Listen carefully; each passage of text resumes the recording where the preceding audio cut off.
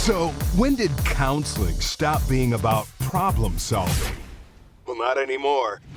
Introducing solution-focused counseling with the unlicensed counselor. And now, here's your host, Steve Moak.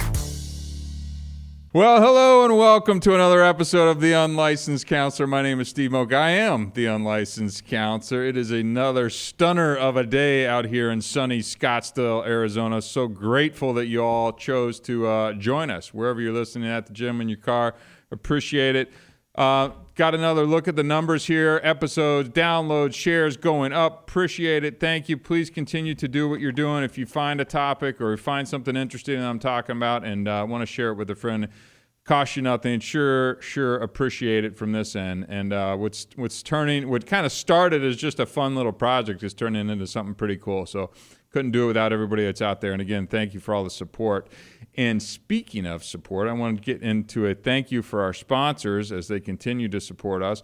But let me tease the topic for today. You might, if you follow me on social media at The Unlicensed Counselor, you might have saw a guest appearance from my daughter, Miss Morgan, talking about judgment today. And I'll have an example that I saw over the course of the week that really got my mind spinning on some things around judgment. So tune in. I think it'll be a little interesting and maybe, discussion-worthy online post-podcast as well, too. But again, as always, I want to start with a big thank you to our friends at ShareTech. Look, you've heard me talk about drug and alcohol screening. Not only is it a tool to know accurately about what your loved one may or may not be taking, but it is also a great deterrent as a way to prevent someone from ever starting as well, too. If you buy the ShareTech test, set it right on that counter in front of your middle or high school kid, just the potential threat of having to do a drug or alcohol screen randomly, A, it's gonna hopefully deter them. B, it could actually give your son or daughter an out that they would like to have of like, look, I'd love to be able to smoke, shoot, snort, take that pill, whatever. My stupid parents got this ShareTech drug test. It's sitting on the counter. They reminded me of it before I even got in the car and drove out tonight. So another way to use drug and alcohol screening that we found a lot of parents use our product for. Again, Google ShareTech, that's ShareTek, and you'll be able to buy the leading drug test that's out there that, again, the treatment centers and outpatients, some of the top programs in the country use. So, again, big thanks to ShareTech for their continued support. Also, next up, our friends at EasySheets.club, the most comfortable subscription you're ever going to be able to sleep on. Look, starting at $50 a month, we're going to send you professionally cleaned and pressed sheets. Hey, Steve, why is that important? Well, have you ever slept in a resort bed and wonder why it's so nice when you crawl into those sheets? It's because they're pressed. They're professionally cleaned. That little crispness that you slide into there, that's what you're now able to have from the comfort of your own home without ever having to pull into the crappy dry cleaner parking lot and fight and wait in lines and all that kind of stuff. Look, you're able to just go online, sign up for EasySheets.club, pick the bedding that you want. We're going to ship it professionally cleaned and pressed right to your front door. You and your loved one are going to thank me or whoever's sleeping next to you in the future. And again, follow our youth drug prevention efforts. Go to the stopstartshere.org. You're going to find tons of cool videos, content. You're going to be able to follow us on social media directly from there. Look, like I always say, it may be the most important work that I'm doing, this youth drug prevention campaign. Go to the stopstartshere.org. And again, thanks for all your support for all of these things that we're doing. We couldn't do it without you. And it's pretty neat to kind of see the gradual uptick as we continue to plug away here at The Unlicensed Counselor. So, judgment. First, let me tell a little story. Story time with Steve here before we get started. And this is kind of what sparked my whole thinking this week as I'm kind of always chewing on topics. I mean, literally walk out the door from recording these episodes and like, okay, what are we going to talk about next week, right? And I think it was on a bike ride, and I was just at a park on a bike, something like that, and I look over and there's a stoplight, and there's a little family there. It's a husband on a bike, and then a mom and her kids on the back of the bike as well too. And they're waiting for the stoplight, to go, and the stoplight changes, and it is now their turn to cross the street. Now, what happened was the light was green, which means you're allowed to be able to go. But the little symbol, the little hand that goes from walk to don't walk, never changed from don't walk, right? So the guy takes off and starts across the street because it's clearly safe to cross the street at this point. and the mom actually stays back on the corner. And the dad kind of gets across the street and gives, one of these and looks back, and she just stays there. And then ultimately runs through, another minute or two, cycles back. And the same thing happens, except this time she recognizes that it's safe to cross and just crosses on her own. Okay. All right, Steve. Great story. Thanks for sharing. Well, here are some of my thoughts that came around this. It's like, why? And that was just something that got me thinking, and I've had other thoughts like this. Why are we able to not trust what we see that is clearly safe and the right thing to do, right? Why is it that he inherently understood, and this has nothing to do with gender, so don't even go down that path, but why did he think that it inherently understand that it was safe to kind of do? Because he could see that the light was green, no cars were coming, this is the way the traffic was supposed to flow, yet she was dependent upon this sign that clearly wasn't working or whatever, and she stopped from going. So there's just a really interesting example there, in my opinion, about being able to kind of use your judgment and be able to see very clearly what is the right thing to do and what is not the right thing to do. And it just got me thinking around, why do we do that? Why are we like this? Another thing that I've seen, and I've seen this example pop up as well too, out here in Arizona, our weather is pretty consistent. It goes from really friggin' hot to perfect, right? And we don't have a lot in between that.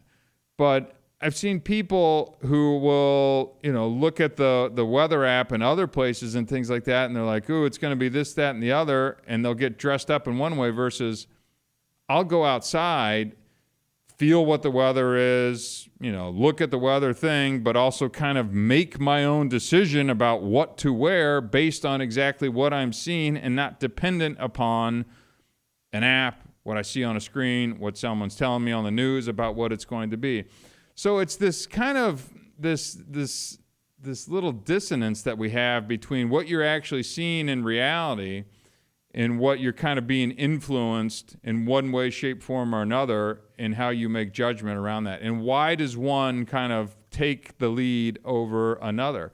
We were just talking with the folks in studio before the show. COVID is a perfect example of that, right? And, I know it's a polarizing topic, and to this day, people are still polarized about this, even though I think a lot of the dust has settled, and maybe some folks just don't want to accept, that we made a lot of bad decisions along the way here. But the point that I'm like to highlight out of this entire thing is that, you look back in history and things and go, well, how did people just go along with decisions that didn't seem to make sense? And why did some people kind of make their own decision not to get vaccinated or maybe not to go to the extreme lengths that other people did? And why did those people choose to go to the great lengths that they did? Now, some of it's fear, and I understood that. I do get that. There's just a wiring of kind of risk and those who are risk tolerant and those who are not. I understand that. But I also feel like there's a lot of folks that are able to kind of discern and do the math, for lack of a better term, about the risk reward and be able to use and make a judgment from there. So, because clearly, I'm 44 years old. I have kids as well too, and we were looking at, and this is back when I was married as well too, and these were family decisions that we made at the time. Also, we're looking at the kind of factors that were going on and going, okay, I'm looking around. I see that some people get sick. They seem to be sick just like they'd have the flu or cold or any other kind of thing that goes around. I don't see anyone or know anyone that's dying from this. I understand that people with maybe serious health conditions should take some extra precautions. That seems reasonable, just like they would with any other cold or sickness or illness as well too. So we were able to kind of discern relatively quickly once some of that initial fear and kind of panic, not that we were panicked, but that kind of spread around, to able to look around and go, okay, we see people get sick, we see things are happening, but it doesn't seem like it warrants this crazy response, let alone kind of taking this shot, vaccination, call it whatever you want, that may or may not be effective, may or may not have other consequences. I still don't think we know the answer to that, but it certainly at the time was even more of, an experiment, an unknown thing, and that would seem pretty hurried through the system in terms of approvals and whatnot. And so, again, there's no disrespect or shot at anybody that chose to make different decisions, but it was just like all of the math in our head and how we got to those decisions kind of led us to one conclusion, and why certain thinking led other folks to other decisions. And as I started to dig into that a little bit more, it's like the question kept coming to me: why do people, trust? Why don't they trust what they see a little bit more in terms of information versus, maybe what they hear? So the first thing that I kind of came up with was this idea around cognitive dissonance, right? And that's having these inconsistent thoughts, beliefs, or attitudes, right? And attitude changes. So you've got these kind of different ideas that are kind of pushing and pulling in your brain. And I think some people that they really struggle with that, and why they're not able to trust kind of their instincts, because they've got these things that are pulling within their head and they're unable to kind of make the decisions, or it's stressful, or it's anxious, right? And I think that's a real challenge for a lot of people. They may see something that conflicts with maybe a previous experience, and this causes them some discomfort. And how do they choose what to trust over these types of things? And I think that plays a role in kind of being able to believe what you see versus maybe what you hear or what you're reading on a screen or what the news is telling you and things like that. I think another problem or another factor that feeds into this is social influence as well, too. If you look at the COVID example, certainly the opinions of others from a social media and news perspective had massive impact on individuals' beliefs.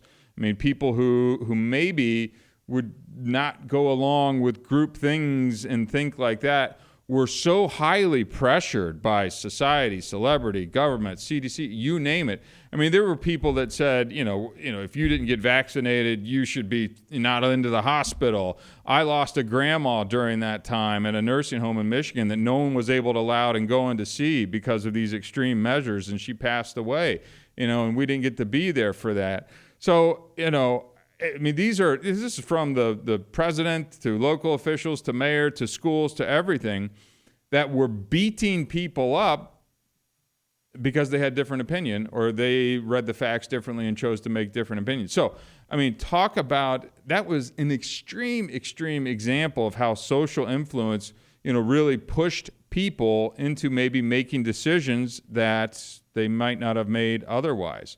Right? So even if it conflicted potentially with some of their personal values and observations, right? And I think this was just an incredible experiment, unfortunately, that kind of happened within this country that really divided a lot of people. But it was also highlighted how people can be manipulated as well, too, right? Depending on how you feel on the different matters. You were really pushed into one camp or the other, but those of us who maybe, chose not to get vaccinated and things like that. And again, this isn't about being vaccinated or not vaccinated. I don't care. You choose to do what you want to do. That's my opinion. And for somehow now that's turned into conservative versus Democrat, when it kind of used to be the other way around. It was like, the Democrats used to be the hands off, let me do what I want. And now it seems like that's the party that's telling you to do what you want. So it's really just this interesting kind of mind screw that's been happening within our country over the last couple of years. But it's been wild to see how people react to these social pressures and continue to react to social pressures given what's going on, whatever news or current event that is out there in the world. It's really interesting, which I also think that it's on us as individuals to find out our own facts, be able to discern pieces of media and information, and then have values that we hold true to, no matter what is being pushed out as propaganda from one side or the other. The next factor that I think leads into kind of, why I'm not being able to trust things that I see and be able to use my own judgments is this idea of confirmation bias, right? So people have a tendency to seek information that confirms their existing beliefs and ignore or downplay information that contradicts with them, right? So if I hear something that aligns with my preconceived notion, then I'm more inclined to trust it, right? And whether that comes down a political party or a religious organization or however that kind of trickles down to you, the things that you already believe, you now want to believe a little bit further, right? And that is going to skew our ability to be able to accurately make those judgments. And I just think it's something that we need to be aware of as we're out here in the world being forced to have important decisions around matters that impact you and your family and their health and work and all of these different things. It's different. And I mean, confirmation bias has always existed in the world, but as, really things get polarized, I think it's going to start showing up more and more because we're getting thrown information from a lot of different sources, and we got to be able to not just seek the information that we want because we want to believe that. We do have to be able to listen to an opposing point of view, hear it, and maybe, just maybe, be open to an adjustment of your opinion on that matter as well too, and not just be so hard-lined on whatever the matter is as well too. The next factor that I think plays into this is that we want to, or we have previously trusted in authority, right? Whether that's the CDC or our government and things like that. There's a natural inclination to trust figures of authority or experts or institutions, right? And never in my life did I think I would be sitting around questioning the CDC. I have zero knowledge when it comes to infectious diseases or anything like that, but for some reason, the hypocrisies that kind of kept presenting themselves, as we're using COVID as the example here, have now just led me to question things, right? I just saw too many inconsistent statements around you wear a mask, you don't wear a mask, you can wear it, but on the plane you got to take it off, or you chew a couple pieces of food and then you got to put it back on, and then you got to have it on your 2-year-old. And I'm just going, this doesn't make sense. The math doesn't add up. And again, that's just my wiring and how I was able to use my own judgment to discern these types of things. I would have never I didn't know who Dr. Fauci was 4 years ago, right? And I'm not saying I don't believe him, but it certainly left me with some credibility crisis when it comes to, all these infectious diseases and things now, because it looks like contradicting statements across the board. And now I'm left going, okay, well, I don't know if I can trust that person or not. And that's a really interesting times to be in, right? So, if this information comes from a trusted source, individuals are more likely to accept it. If it conflicts with their own observations, you oftentimes would trust kind of the authority. And I think a lot of people put blind trust into authority figures because we had no real reason previously to not do that, right? I mean, if NASA was building rockets and sending people to space, I have no reason to question them. But then if they came out and started saying and doing weird things, I'd start to question it. But it's the same thing with the CDC or government officials who are now commenting on things where I'm like, you're just a politician. Why am I having to trust you? So, really being able to discern, where you're getting information and being able to check the voices that you're hearing the information from, and making sure that the authority that you are believing in or want to trust in is actually worthy of said trust as well too, right? The next factor I had on my list was fear and anxiety. This one I completely understand, right? People, again, hammering on the COVID thing as well too, people were nervous. People were scared. My daughter was 1 year old when this thing rolled around. She was born in December, and what was it, March, April, something like that, in 2020. Somewhere around there. I don't remember this whole last 4 years, time kind of got upended. But I get it. I mean, we were nervous for a hot minute till you kind of looked around and saw friends, family members, school teachers, people in your community who would get sick with COVID and go, yeah, I was kind of sick for a couple of days and had some headaches. And I don't know if people remember the loss of smell and taste kind of thing that would happen. And you're like, okay, maybe those videos of people falling down in the middle of the street in China or Wuhan, maybe that's not entirely accurate, right? But I understand where the fear and anxiety came from. But in the situation where that fear and anxiety is kicked up, individuals may be more prone to trusting verbal information that provides reassurance or a sense of security, even if it contradicts with what they see, right? Because we want that safety, that security. We want to be able to believe and help us kind of get through those anxious and stressful times. I get it. I entirely get that. But again, I do think that that's when you need to be able to go, and look around in your community, your friends, your church, your whatever, and go, okay, yeah, I'm seeing what's happening here. Is this matching up with what I'm being told as well, too? All right? Next up on the list I had was lack of access to information. Sometimes people may not have direct access to the information or evidence that contradicts what they hear.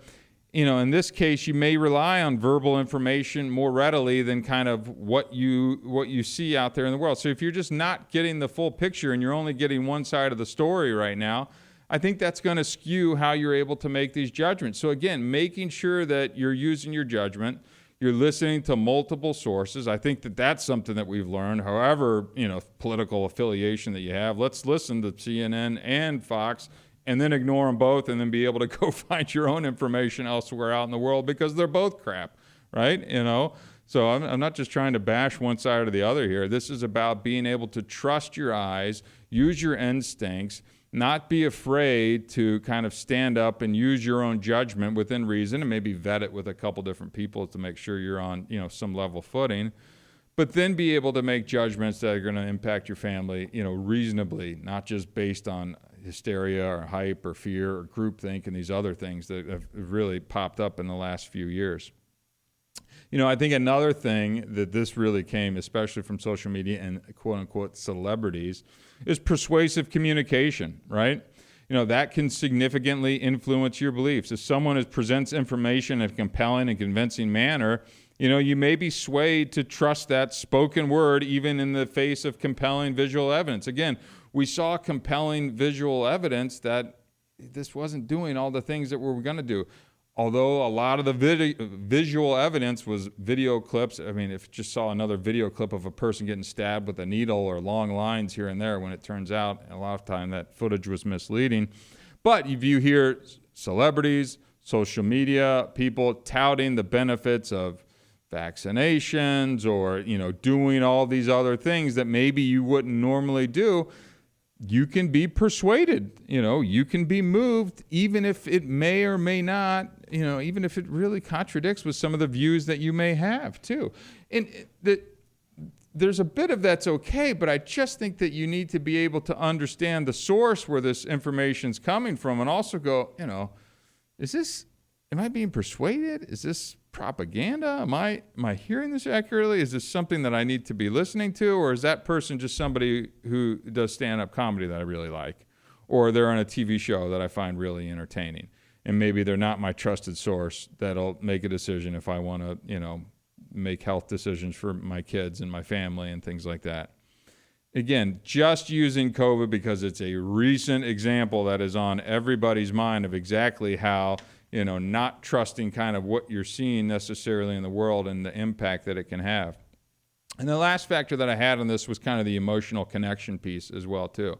So I think that played a massive role. And as people became more entrenched in their ideas and now sides were opposing and kind of, bashing each other over this, and it became politicized as everything does, people really carried this emotional anchor to certain ideas or narratives that were really overriding logic and reasoning, right?